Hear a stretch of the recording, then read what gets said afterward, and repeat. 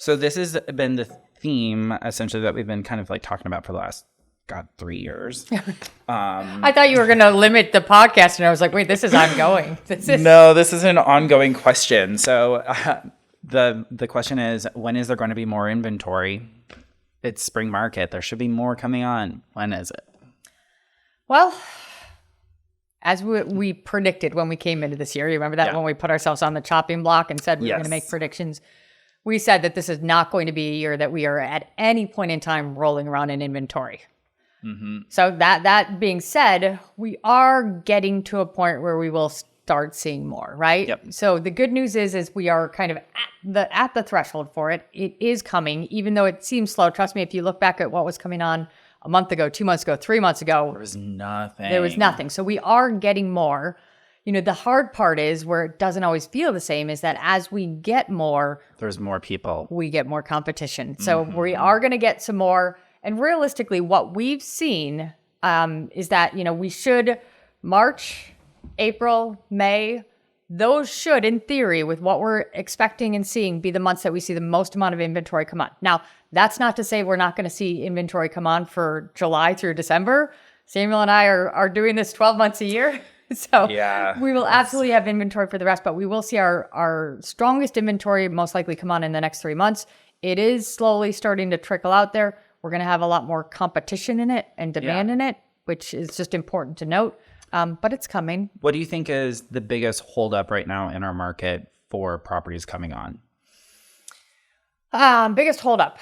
One of the things that I'm seeing, and I think I've talked about this before, but at certain levels, sellers are a little slower to think about selling their existing residences versus possibly keeping them as investment properties.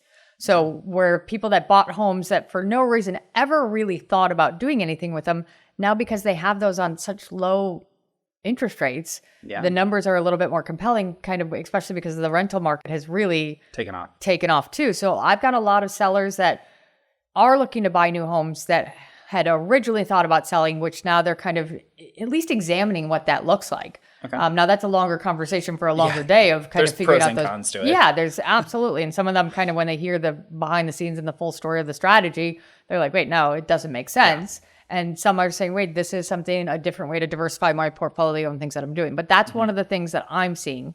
I also think that, it's interesting what I've noticed in the market recently, and I think that this is a little bit of a continuation of last year, is that early on, it felt like we had people that were trying to beat the spring market, right? Get out early and try and accomplish something. But because there was so little, they almost, I think, got it a little bit more competitive a little bit earlier.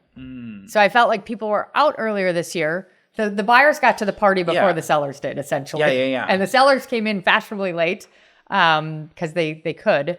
And so I think that we're seeing a little bit of this. So now we're going to start seeing a little bit more coming on. I mean, you've been going on a ton of listing appointments. We have a lot of listings that are in some level of preparation, which is great. Ready to come in the next month or two. Yep, which is great. I know the sellers are getting excited. And that's where I just think that this trend these last few years of seeing things kind of start a little bit early, it really feels like half of the equation isn't getting the memo that the other half is. Yeah.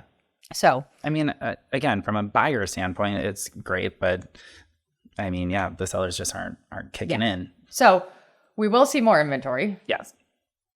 Hopefully, I think from what I've heard, and I've actually had a couple conversations with some builders and some decorators, that they said that the costs tend to be kind of balancing out a little bit better.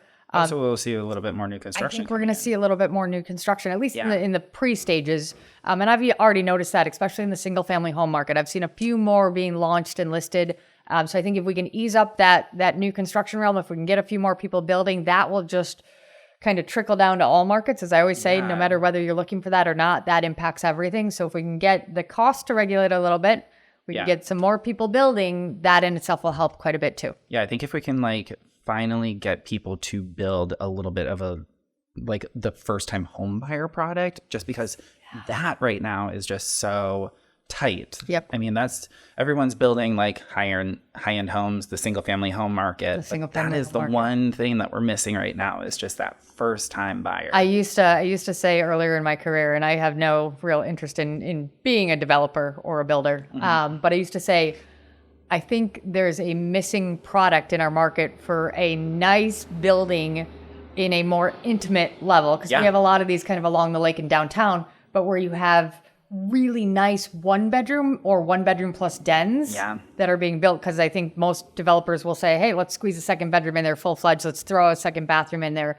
versus kind of really coming back to the say, hey, how do we create a really nice product maybe for a little bit of a different price point? Yeah. And it's actually like that product would actually probably be really great for like this time, especially with the pandemic and the way that now a lot of people are viewing houses. I think like a little bit more space. I don't think most people are like, hey, I need that second bedroom. But to have the office actual space that. Well, and I think it's still in an affordable price point. Well, I think the biggest caveat to what's worked against that is the rental market. They're not building that building. They're building that as a rental building. Rentals. So we've seen a lot of rental buildings being built. My curiosity makes me wonder is if at some point in time, if the rental market gets a little bit tougher, if those will convert to condos at some point in time. Yeah. We'll have to wait and see. Well, the interesting thing about that is like just the overall buildings that they're building right now. Just the amenities that they have. Sure. It'd be curious to see what the assessments on those are going to be, because that's the biggest issue that I've heard about like these rental buildings being converted. You're renting it for a lifestyle. You're renting it for a lifestyle, and you're gonna. I mean, unfortunately, you have to pay for that lifestyle. So I mean, it's one half doesn't the other, but right. No, it'll be interesting to see how that progresses. But I think that we will see some more inventory. Yeah. I don't think it'll be easy. I don't think this is something that's going to change in a year or two. But this is also bringing back the topic. The fact that we have such limited inventory is also what is going to keep our market very, very stable. Yeah. So prices aren't going to drop. Nope. Like I said, we've talked about it ad nauseum about all the data that we study. But one of the most defining pieces is that for a market to really soften, you need to have too many homes on it. Yep. That would be a good problem right now for us. At least just a little bit more. For certain.